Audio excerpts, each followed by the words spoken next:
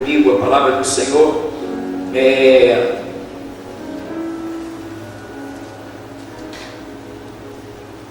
no livro de Joel, capítulo 2. Eu vou ser breve. Eu queria até falar com os irmãos acerca dele, né? Joel fica pertinho, deixa eu ver para poder te ajudar aí, perto de Oséias, Ezequiel. Vai lá para Ezequiel, que é mais fácil, aí você vai olhando, né? Ezequiel é um profeta maior, Joel é um profeta menor, pela quantidade de conteúdo escrito. E eu queria rapidamente, quando você abre, eu queria dizer o seguinte para você: em razão da hora, a gente não, todas as quartas, a gente não vai fechar a mensagem. A gente vai trazer uma mensagem e a gente vai subdividi-la em temas, e a gente vai estar trabalhando que nós temos um tema central.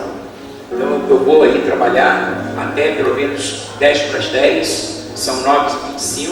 A gente na quarta-feira a gente complementa, na outra quarta a gente vai complementando, para que a gente possa trabalhar bastante essa visão, tá bem? E no finalzinho a gente vai orar, vai te ungir.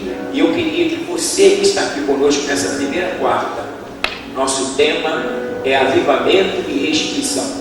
Você tivesse um compromisso com Deus e conosco de estar aqui todas as quartas. Eu quero orar, eu quero te ungir, e Deus há de nos avivar e de nos restituir. Amém?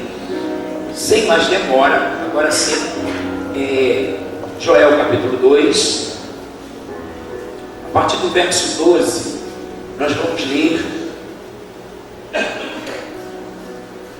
até o verso 14.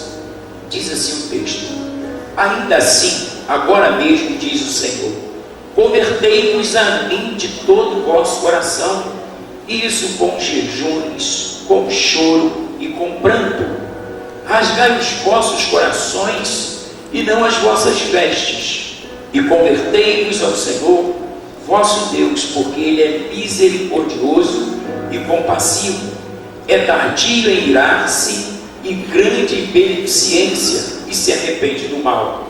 Quem sabe se voltará e se arrependerá, e deixará após si uma bênção em oferta de manjar e libação para o Senhor vosso Deus. Então, somente aqui, curva a sua cabeça, eu quero orar. Pai, obrigado por esse momento nosso. Nós queremos ministrar a tua palavra, te pedir que o Senhor nos fale de uma maneira poderosa, que a tua palavra se faça ouvir, mais do que qualquer coisa, que nós ouçamos a tua voz. Fala com o Senhor diretamente, dentro daquilo que nós precisamos prioritariamente, pois o Senhor primeiro quer trabalhar com cada um de nós no nosso espiritual, no nosso relacionamento contigo. E algumas vezes nós somos atraídos por aquilo que nós precisamos, tão somente no campo material, mas o Senhor há de nos dar todas as coisas do campo material, quando o espiritual for totalmente suprido. Fala-nos, é a nossa oração, usa-nos para o louvor da tua glória, é a minha oração, em nome de Jesus. Amém. Diga para o seu irmão: Deus tem uma palavra poderosa para nós. Bom, queridos, nós estamos dando início a essa campanha, e a mensagem que Deus nos deu, essa campanha a gente já recebeu uma revelação de Deus, já tem mais ou menos uns 15 dias, e nós vínhamos orando incessantemente para que a gente pudesse estar fazendo essa abertura nessa campanha, que nós acreditamos que Deus há de ministrar o nosso coração. Entendamos uma coisa: avivamento e restituição. Eu disse aqui na introdução que se fosse restituição e avivamento, a gente ia trabalhar dentro de uma visão meramente humana, né? Quando você fala de avivamento, você diz que o avivamento é algo que vem de Deus para nós, é aquilo que Deus pretende nos dar. E quando a gente fala de restituição, é aquilo que a gente quer receber de Deus, né? Se Deus fosse nos perguntar alguma coisa que nós gostaríamos de ser restituído, a gente tem eis aí situações, problemas, necessidades que a gente iria buscar de Deus suprimento. Mas nós temos falado que a igreja no mundo, ela está vivendo um momento muito difícil, um momento onde há um problema sério moral, espiritual, uma decadência a nível de estados, de países, né? E essas coisas, esses enfrentamentos, de alguma maneira, vão nos atingindo, ainda que seja indiretamente. Essas coisas que a gente começa a ver, elas começam a ficar retidas no nosso subconsciente, e daqui a pouco a gente começa a desconfiar das pessoas, a não acreditar mais na pessoa, seja na pessoa humana, e essa falta de credibilidade para com o outro, de alguma maneira vai forjando em nós um certo descrédito em relação a tudo. E algumas vezes nós vivemos um problema seríssimo na questão espiritual, seja no campo da existência, né? As pessoas estão vivendo essas questões, elas estão dizendo: não sei por que eu nasci, nada dá certo, eu não sei por que as coisas não convergem dentro daquilo que eu necessito, eu não sei por que eu tenho dificuldade de me relacionar, e as pessoas começam a ter um enfrentamento da sua autoexistência, né? Outras situações se dá exatamente no campo espiritual, quando esses enfrentamentos vai nos amortecendo na questão espiritual, da oração, da leitura, do quebrantamento, e a gente começa, irmãos, a ficar bastante humanizado, embora nós sejamos humanos. Mas quando Jesus nos chamou, Ele nos chamou para a gente viver uma nova proposta. Nós não somos uma organização, nós somos o organismo vivo, nós somos o corpo de Jesus nessa terra. Diga para o seu irmão: você não é só uma organização, você é um organismo vivo, né? Ou seja, a vida na igreja. A igreja não é uma associação que trata dos titanes administrativos, não. A igreja, ela vive o que está vivendo aqui, ó, os milagres que nós já ouvimos, pelo menos 2 grandes milagres. E Deus quer difundir uma visão, uma sensibilidade, uma espiritualidade, para que a gente seja restituído nessas áreas. Mas para que isso aconteça, tem que acontecer naquilo que Deus disse a Joel. Nesse momento que Deus chama o seu povo a uma responsabilidade, havia um caos, né, financeiro na terra. O povo de Israel estava com uma dificuldade enorme. Era uma crise muito semelhante a essa que está acontecendo no mundo. As coisas paradas, nada produzia, não se produzia, não se vendia, não se comprava. E Deus, Ele sempre vai cuidar da igreja. Deus sempre vai cuidar do seu povo. E algumas vezes a gente, em razão dessa ausência de avivamento, ela se torna um entrave. Diga para o seu irmão: a ausência de avivamento se torna um entrave, uma pedra, uma barreira, para Deus poder te dar o que Ele quer te dar. Deus primeiro quer te avivar, quer te levantar, quer fazer com que você entenda a palavra, que você tenha compreensão, que quando você vem aqui às quartas e domingo, não é algo mecânico, não é uma reunião de uma associação, não. Você veio aqui adorar um Deus vivo. Você é o corpo de Jesus na terra, que tem que estar na casa do Pai. É diferente. E Deus tem muito me incomodado, porque a gente, enquanto igreja, a gente precisa trabalhar com inteligência. Abraço da irmã e diga assim: Deus quer que nós trabalhemos com inteligência, identificando quem eu sou. Eu não sou apenas uma associação, eu sou o corpo de Jesus nessa terra. Aleluia! Era muito comum naqueles dias. Os sacerdotes, os judeus, quando eles se arrependiam, eles rasgavam os seus vestidos. Era um sinal de quebrantamento, de arrependimento. Eles vestiam um saco de estopa, eles pegavam cinza e derramavam sobre a cabeça. Era alguma coisa muito exteriorizada, muito vazia, muito vago. Deus não quer essas coisas. Deus, Ele quer olhar para o nosso coração, para dentro da nossa alma e ver sentimento, ver quebrantamento, ver arrependimento, contrição, desejo de servir melhor, de ter uma vida cheia dEle, de andar com Ele, de não abrir mão dEle e de saber que Ele tem o seu reino para nós. Então Deus está dizendo para os judeus: não adianta mais, eu não quero mais essas coisas. Eu não quero que vocês rasguem os vestidos de vocês. Eu não quero mais esse sacrifício, que é uma coisa muito exteriorizada. Eu quero trabalhar porque eu sempre quis trabalhar no meio do meu povo, não de dentro para fora e não de fora para dentro. O rasgado vestido, a cinza na cabeça, o saco de estopa, ele tentava exteriorizar para depois internalizar. Aí Deus via o povo quebrantado exteriormente falando, mas quando Deus visitava o coração, eram pessoas vazias, eram pessoas ocas, faziam aquilo por um simples ritual, mas não havia sentimento naquele posicionamento. Não é isso que Deus quer. Deus conhece você profundamente por dentro. Diga isso para o seu irmão: Deus te conhece profundamente por dentro. Ele conhece a tua necessidade. Ele sabe que você é filho. Ele sabe de cada coisa que você precisa. Mas se Ele não te avivar, Ele não pode te dar o material, porque senão você vai conceber que não precisa de um avivamento para ter a restrição. E Deus não trabalha de forma errada. Diga para o seu irmão: Deus não pode aprovar aquilo que a palavra dele diz que é errado. Jesus disse: buscai o reino de Deus e a sua justiça em primeiro lugar, e as demais coisas vos serão acrescentadas. Olha o que Deus está falando aqui: convertei-vos a mim de todo o vosso coração, isto com os jejuns, com o choro e com o pranto.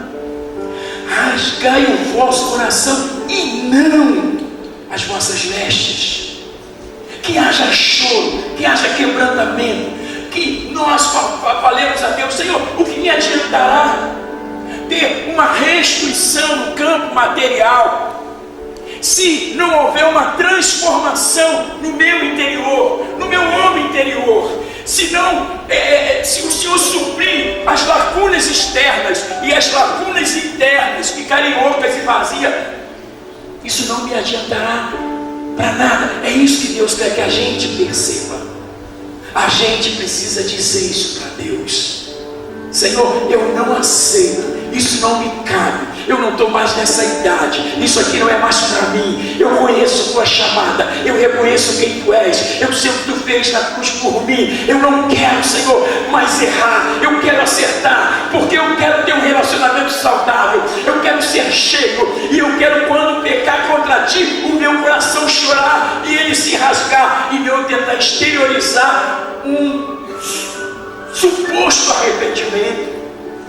Deus está dizendo isso para o seu povo. Ele ainda diz assim: convertei-vos ao Senhor vosso Deus, porque Ele é misericordioso e compassivo, tardio em irar-se, e grande é beneficência, e arrepende o mal. Quem sabe? Diga ao seu irmão: quem sabe? Se Ele voltará e se arrependerá e deixará após si uma bênção. Aí, bênção é restrição. Bênção é a materialização das lacunas que nós precisamos ser preenchidos no campo material, emocional, conjugal, familiar, profissional, financeiro. Antes de você necessitar de todas essas coisas, eu quero te lembrar que você é tabernáculo, habitação do Deus vivo. E Deus quer restaurar o nosso tabernáculo, e Deus quer reparar o nosso altar, e Deus quer nos levantar em graça e em autoridade, para que nós não sejamos mais um nessa terra, mas que nós sejamos a igreja, o Deus vivo. Quando olhar para nós, Ele dizer: ali está o meu servo, ali está a minha serva, ali vai o meu filho, ali está o meu obreiro, ali está aquela mulher que eu chamei. Identificados com o coração segundo o coração dele.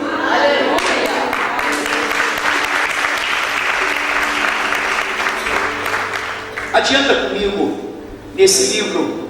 Nós vamos lá para Amós. É ruim, você tem que correr, né? Porque, enfim, Amós capítulo 3.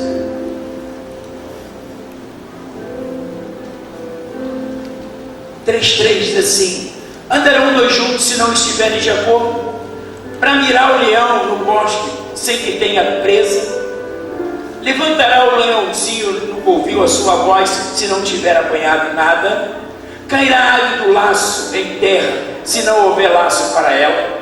Levantar-se-á o laço da terra sem que tenha apanhado alguma coisa? Tocar-se-á a buzina na cidade e o povo não estremecerá? Sucederá que qualquer mal à cidade o Senhor não terá feito? Certamente o Senhor Jeová não fará coisa alguma sem ter revelado o seu segredo aos seus servos, os profetas. O Senhor Deus não quer fazer nada sem te avisar primeiro. E nesta noite você foi trazido para uma campanha porque Deus quer te anunciar o que Ele vai fazer nos próximos dias. Deus, Ele quer trabalhar o tempo todo contigo. Abraço, teu irmão, diga assim: Ele só quer trabalhar o tempo todo contigo.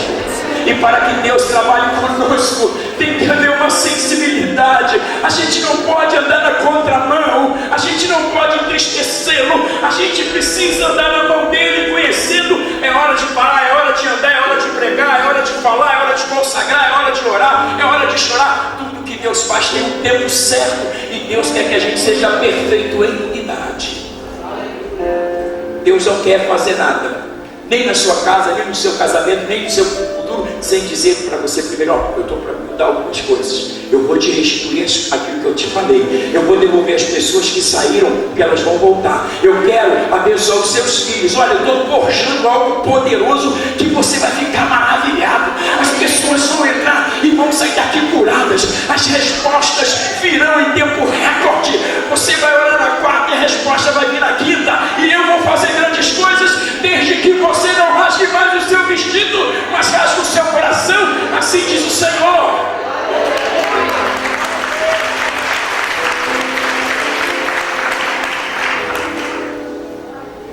Deus quer fazer isso. Eu quero te levar lá para o livro de Atos.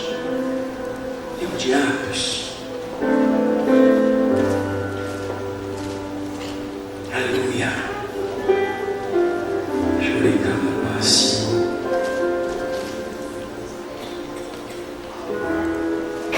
Capítulo 3.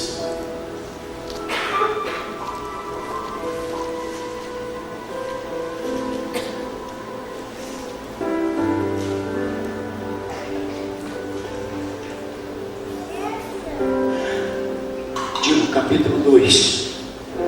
É impressionante que o verso também é 14.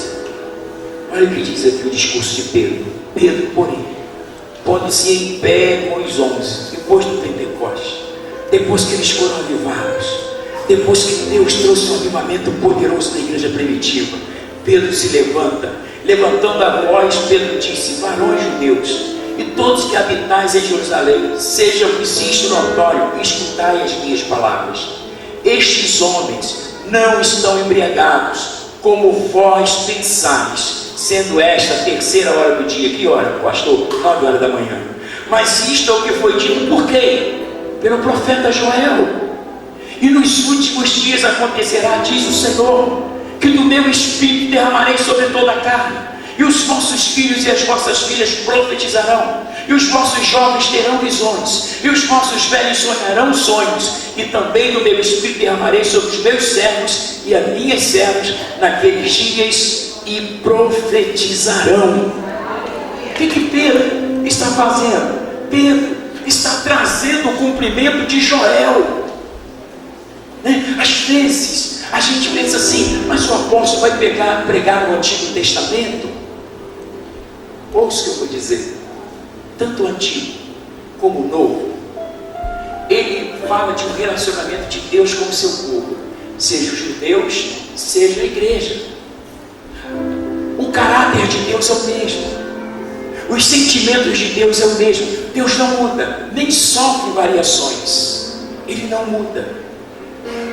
O mesmo sentimento que Deus lidava com o povo judeu, Deus lida com a gente hoje enquanto igreja. Ele é o mesmo.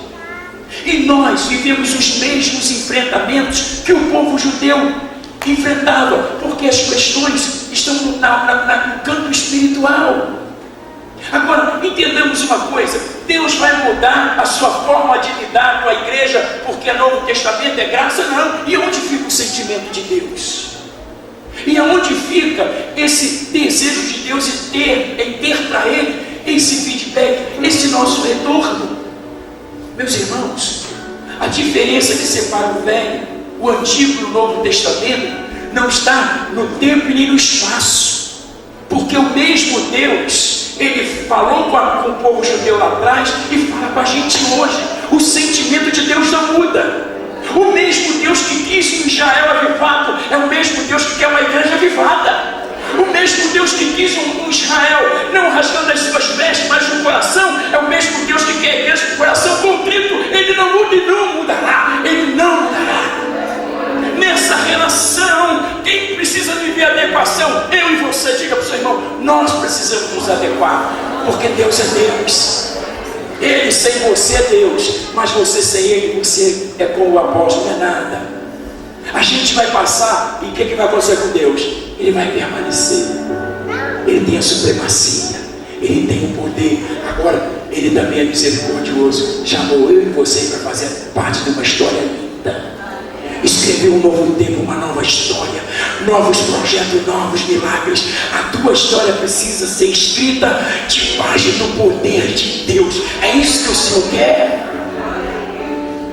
Vocês estão sentados, e eu orava sobre essas questões de madrugada, e Deus me falava algumas coisas de pessoas que estão vivendo alguns enfrentamentos porque elas mudaram. Não é isso que Deus queria para essas pessoas, mas a gente vê que o tratamento de Deus para com seus filhos judeus é o mesmo tratamento que Deus faz com a igreja. Às vezes Deus permite certas coisas, porque infelizmente é no momento de aflição que a gente busca o altar, mas no momento de prosperidade a gente busca tantos outros lugares. A gente agora pode até escolher, vai tudo bem. Agora tem um ditado aí que eu estou até chateado, porque a gente trouxe uma revelação de Deus de que é o ano favorável e começaram a colocar: está tranquilo, está favorável.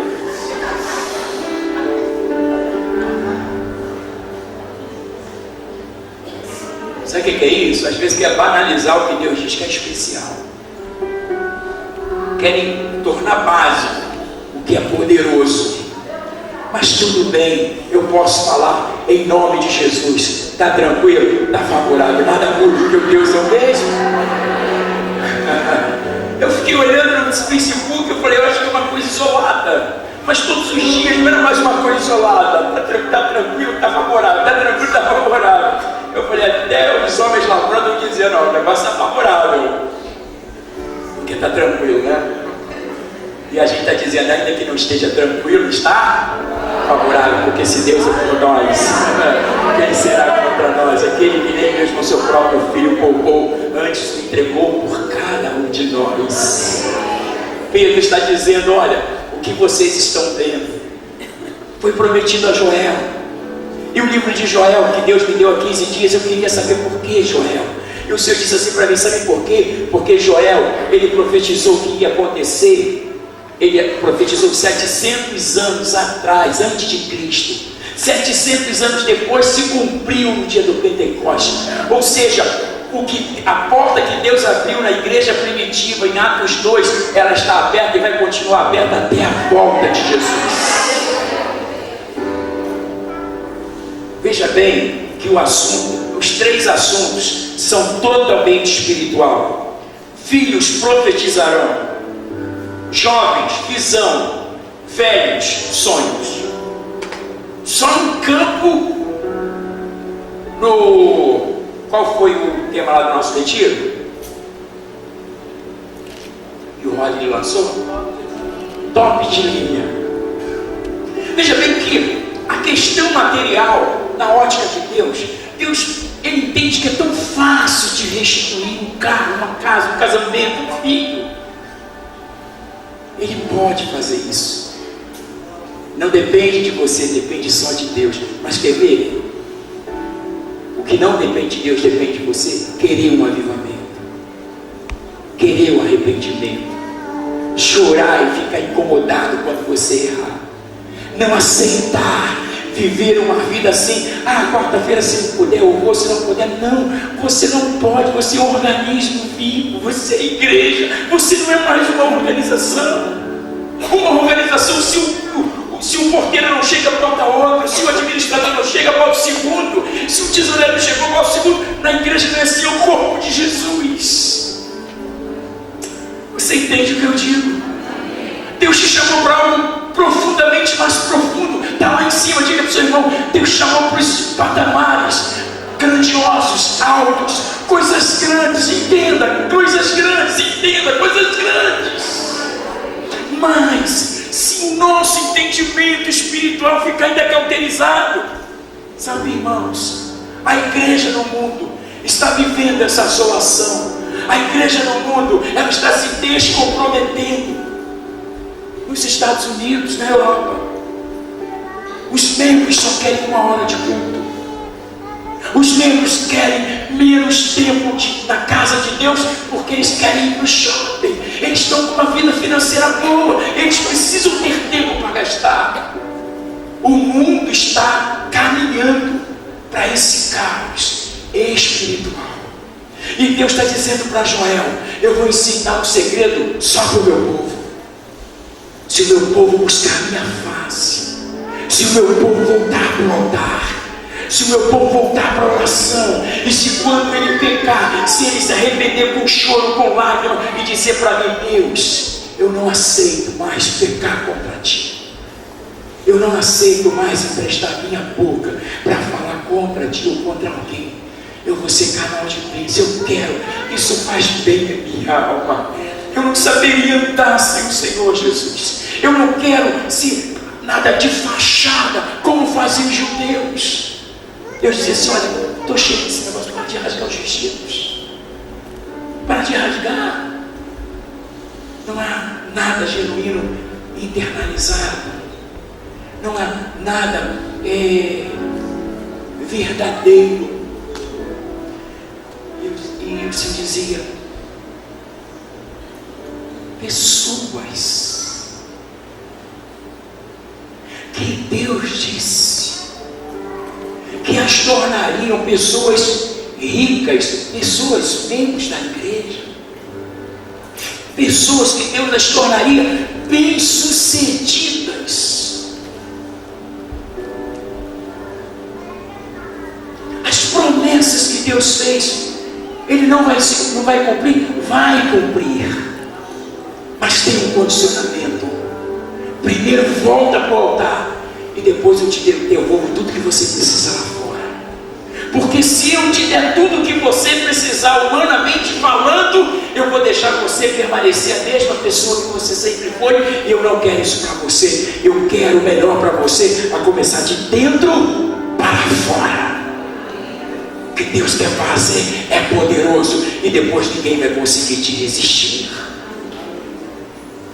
Todo esse massacre que o Brasil está enfrentando, e algumas perdas que as pessoas estão vivendo, essas pessoas, elas conspiraram contra elas mesmas. Existem pessoas que trabalham contra elas mesmas. Veja bem, eu recebo de Deus a prosperidade, e agora eu não devolvo para Deus. Eu sou tão próspero que agora eu não posso me tornar um crente assíduo na igreja. Agora eu tenho amigos para visitar, agora eu tenho finais de semana para poder descansar, agora eu tenho como viajar. Essas pessoas estão dizendo para Deus: não foi bom o Senhor ter me feito bem. Tem que haver um arrependimento, irmãos. Vocês entendem o que eu digo? Sabe por quê? Porque entre reter para depois te devolver, e para não te perder, Deus vai reter para depois te devolver. Ele só não quer te perder. Aleluia. E a palavra de Deus diz: o que adianta o homem ganhar o mundo inteiro e perder o quê?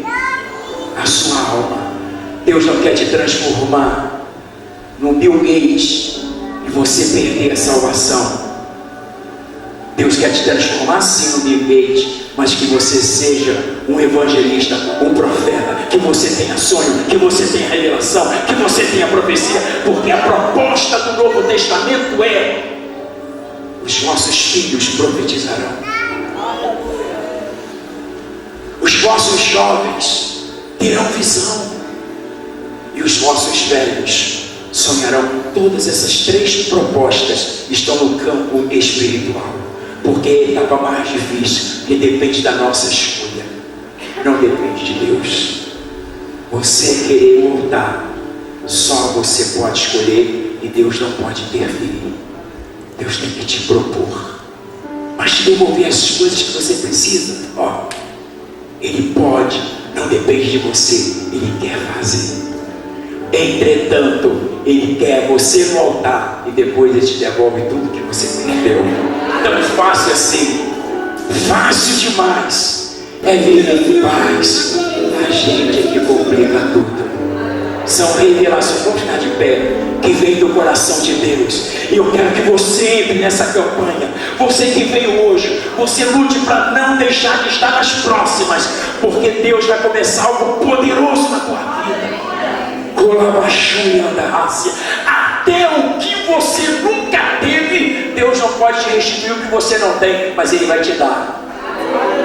Amém? E nas próximas você vai dizer: até o que eu não tinha, Deus me deu. Deus só restitui o que a gente perdeu, mas o que a gente não tem, Ele não tem que restituir, Ele tem que dar. Eu vou orar, eu de vocês, chamar aqui a bispa. Desculpa aí a correria, o tempo, a gente fica lutando com o tempo, com a hora, com o emocional, tem que ter tempo para encerrar, é uma batalha. Mas a gente começou, e nas próximas quartas a gente vai ter um tempo maior, até mesmo para a gente poder falar mais devagar. Eu queria que os pastores viessem aqui e ungissem as mãos. Você virá aqui, vai molhar a sua mão direita, vai voltar para o seu lugar. Eu quero, antes de te despedir, eu quero orar e ungir você em nome de Jesus. Ora mandará baixinha da graça. Ó Jesus.